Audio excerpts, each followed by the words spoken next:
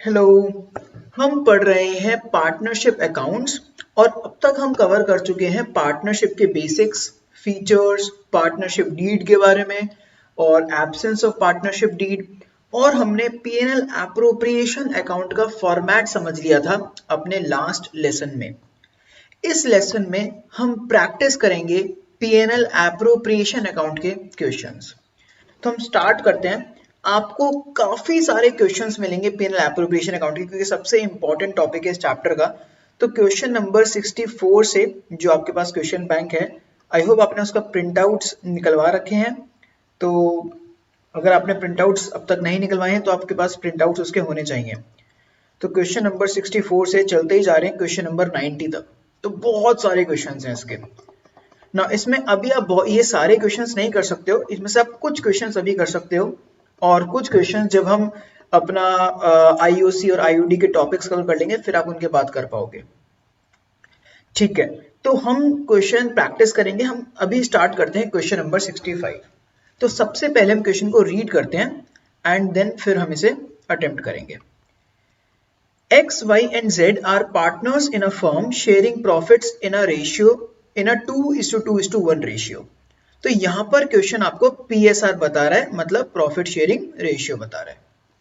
Their the fixed capitals of the partners were X rupees 5 lakh, Y rupees 5 lakh and Z rupees 2,50,000।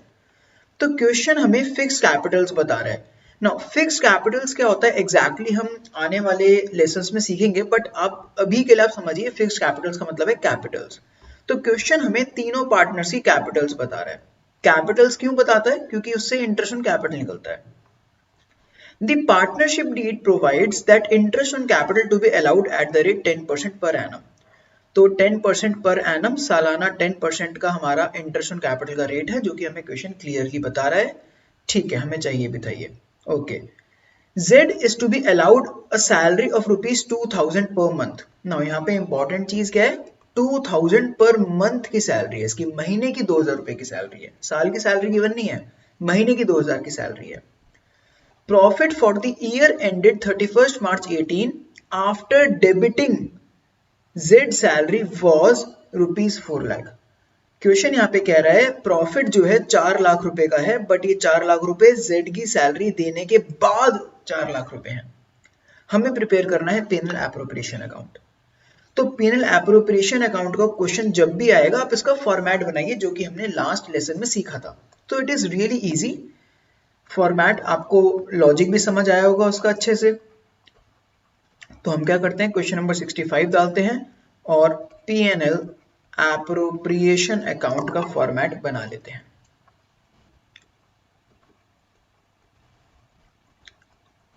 आज के इस lesson में हम 2 questions practice करेंगे PNL appropriation account के, और फिर मैं आपको 4 क्वेश्चंस आपको होमवर्क दूंगा।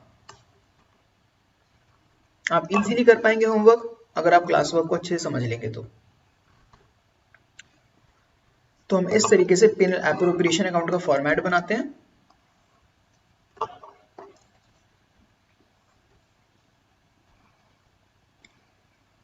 नो, मैं आपको कुछ चीजें मैंने बताई थी। पीएनएल एप्रोप्रिएशन अकाउंट के फॉर्मेट में डेट का कॉलम नहीं आता है, क्योंकि ये साल के एंड में बनता है। आपको सिंपली लिखना है पर्टिकुलर्स अमाउंट, पर्टिकुलर्स अमाउंट।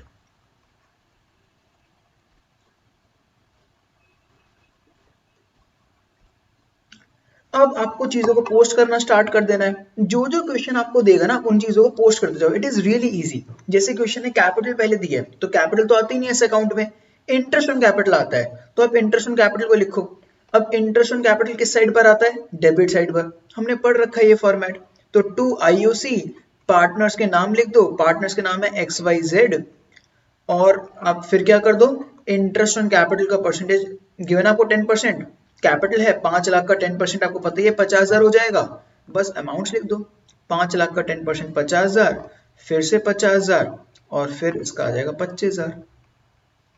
तो ये आ रहा है 1,25,000 इस तरीके से। फिर आगे क्वेश्चन कह रहा है जेड को सैलरी देनी है। अब जो पार्टनर की सैलरी होती है वो किस साइड पर आती है? जो पार्टनर की सैलरी होती है वो किस साइड पर आती है? पार्टनर की सैलरी आती है डेबिट साइड पर।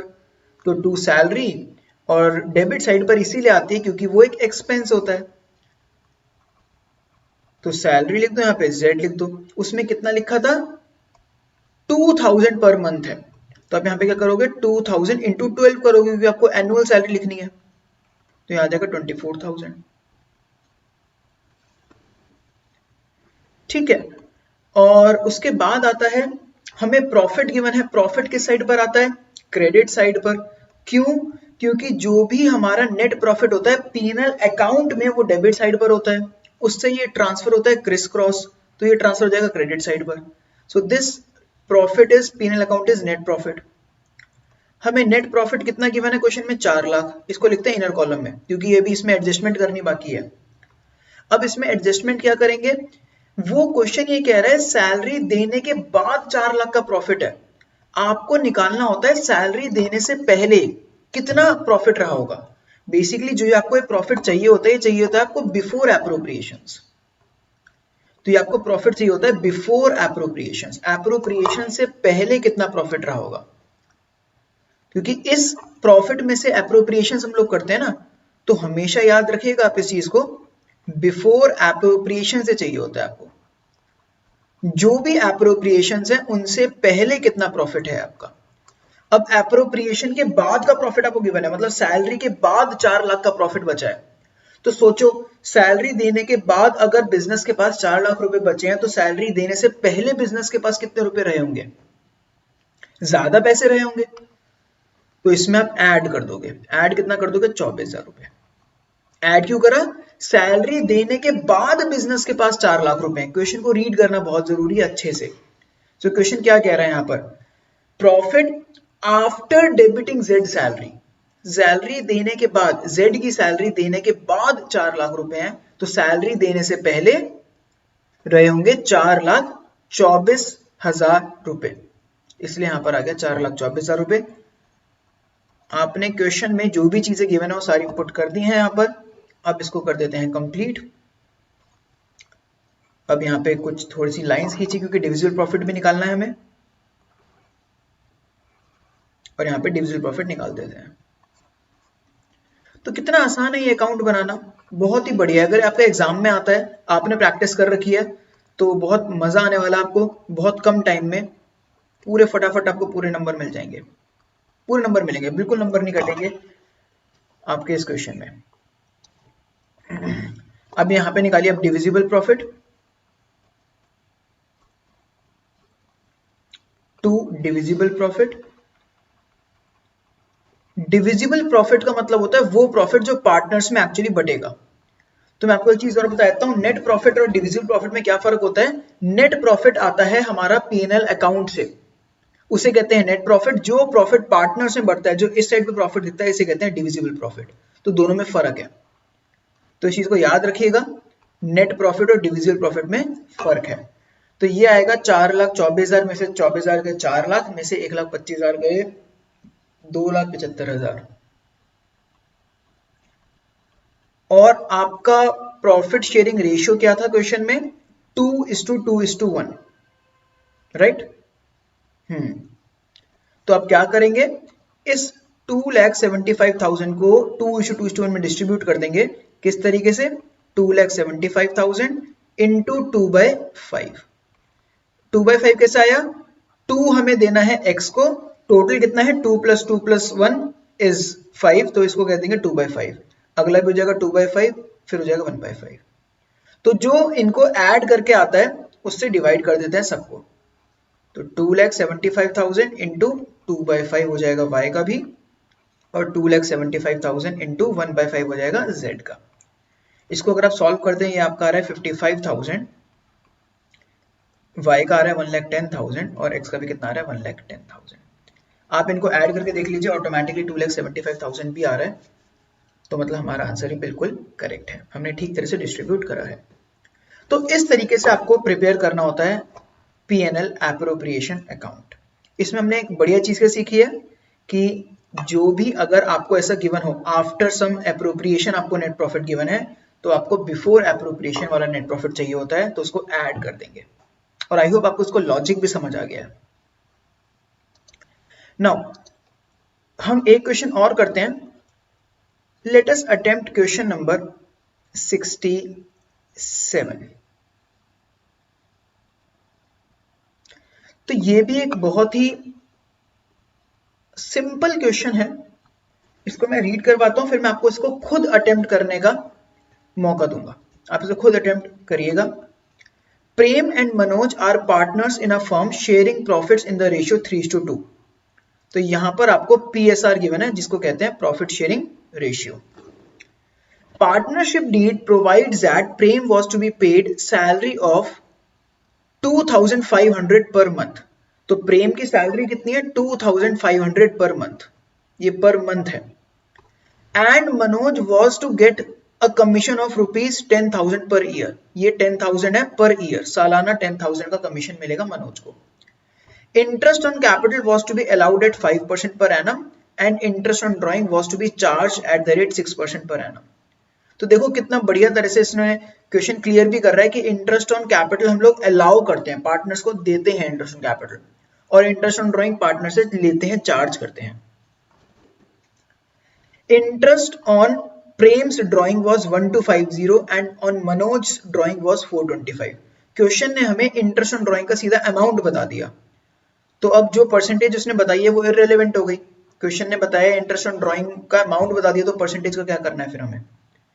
Interest on Capitals were ₹10,000 and 7,500, interest on capital का भी अमाउंट बता दिया। ओहो, तो परसेंटेज तो क्वेश्चन ने हमें ऐसी देती कंफ्यूज करने के लिए। The firm earned a profit of 90,575 for the year ended 31st March. Prepare P&L appropriation account. आप इसको easily attempt कर सकते हैं, खुद एक बार इसको attempt कीजिए।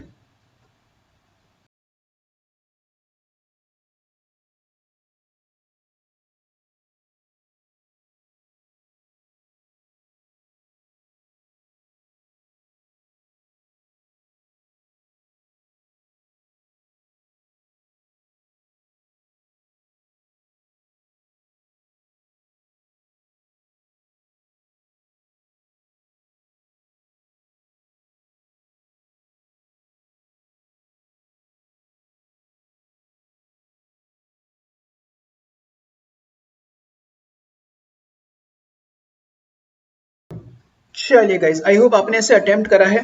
एक बार आंसर्स को मैच कर लीजिए, देख लीजिए आपको चीज समझ आई है कि नहीं आई है। अगर कुछ भी चीज में डाउट है तो मैं भी आपको एक्सप्लेन करता हूँ ब्रीफ में। देखो नेट प्रॉफिट हमें ना डायरेक्टली वैल्यूज गिवन है, तो ये काफी आसान चीज है। इसमें कुछ आपको मुझे लगता है डाउट ज्यादा आया होगा इसमें, क्योंकि डायरेक्टली वैल्यूज गिवन है, इसमें कुछ कैलकुलेशन की जरूरत ही नहीं है, आपको फॉर्मेट पहले से ही पता है। तो देखिए आपने क्वेश्चन पढ़ रखा है, आपको पता है नेट प्रॉफिट यहाँ पे हमें डायरेक्टली गिवन है, क्रेडिट साइड पर आ गया, क्रिस क्रॉस ट्रांसफर होता है। आईओडी हमें डायरेक्टली वैल्यूज गिवन है, यहाँ पे लिख के इनको प्लस कर दिया। फिर आईओसी की वैल्यूज हमें डायरेक्टली गिवन है, हमने इधर लिख के प्लस कर दिया। सैलरी हमें गिवन है, सैलरी हमने निकाला है 2500 इंटू 12 करके, क्योंकि हमें पर मंथ गिवन है तो इन्हें 12 करेंगे। मनोज का ईयरली गिवन है तो डायरेक्टली लिख दिया। फिर इससे हमने बैलेंसिंग फिगर निकाला, डिविजिबल प्रॉफिट हमारा आ रहा है 34,750, और उसको हमने डिस्ट्रीब्यूट कर दिया है इन रेशियो 3:2, क्योंकि हमारा प्रॉफिट शेयरिंग रेशियो है क्वेश्चन में 3:2। तो ये अमाउंट कैसे आया? ये आया 34,750 इंटू 3/5, और नीचे वाला अमाउंट आया 34,750 इंटू 2/5। सॉल्व करके कुछ ये वाली वैल्यूज आ रही हैं। तो आई होप आपको समझ आया होगा। एक चीज है मैं आपको फिर से बता देता हूँ, एक इंपॉर्टेंट चीज है आपको ध्यान रखना है, वो ये है कि डिविजिबल प्रॉफिट और नेट प्रॉफिट में फर्क होता है।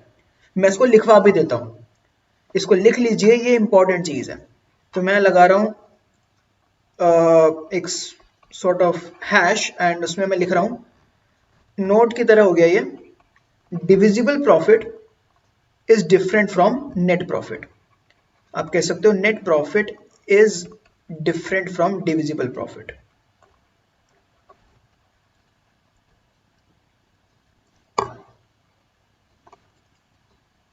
तो आपको चीज का ध्यान रखना है, ठीक है। डिविजिबल प्रॉफिट क्या होता है? डिविजिबल प्रॉफिट होता है कि जो प्रॉफिट पार्टनर्स में बटेगा।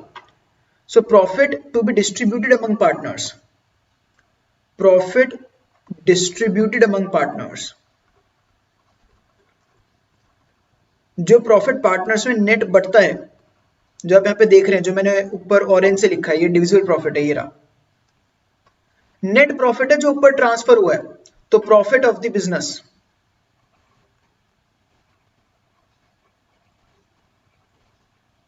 तो जो बिजनेस को प्रॉफिट होता है ना, उसमें एप्रोप्रिएशंस करनी पड़ती हैं। एप्रोप्रिएशंस को एडजस्ट करने के बाद नेट प्रॉफिट आता है। तो नेट प्रॉफिट में आप क्या करोगे? एप्रोप्रिएशंस करोगे।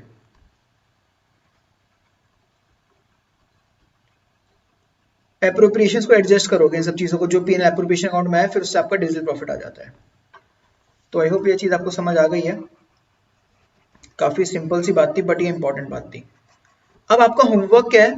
मैंने आपको 2 क्वेश्चंस क्लास में अभी कराए हैं, और वो है क्वेश्चन नंबर 65 और 67। अब आप इसके जैसे कई सारे क्वेश्चंस और कर सकते हैं। मैं आपको 4 क्वेश्चन होमवर्क दे रहा हूँ। एक है क्वेश्चन नंबर 16, वो हमने पहले कवर नहीं करा था, वो हमारा रह गया था, हमने सारा पार्ट कर लिया था, बट 16 नहीं करा था। तो स्टार्टिंग में सारे क्वेश्चन कर लें। 16 में क्योंकि पीएनएल एप्रोप्रिएशन अकाउंट बनाना था, इसलिए नहीं करा था। अब आप इजीली कर सकते हैं, खुद रीड करना इसे, खुद इजीली आप कर पाओगे इसे। क्वेश्चन लेंथी है बट चीजें आसान है, और पार्टनरशिप डीड है नहीं, तो मैक्सिमम चीजें इसमें 0 होंगी, तो आसान सा क्वेश्चन है ये। ठीक है, आप इसे कर पाओगे। क्वेश्चन नंबर 16 एक आपका होमवर्क है। देन 64 एक बिल्कुल आसान क्वेश्चन है, कुछ भी कंफ्यूजन नहीं है इसमें, आप इजीली कर पाओगे। 65 मैंने आपको करा दिया, 67 करा दिया। देन 71 एंड 72, 71 भी आसान है, 72 भी आसान है, जैसे भी हमने करा है बिल्कुल उसी तरह से। बेसिक चीजें आपको वैल्यूज डालनी है और आपका आंसर आ जाएगा। You have to prepare PNL appropriation account.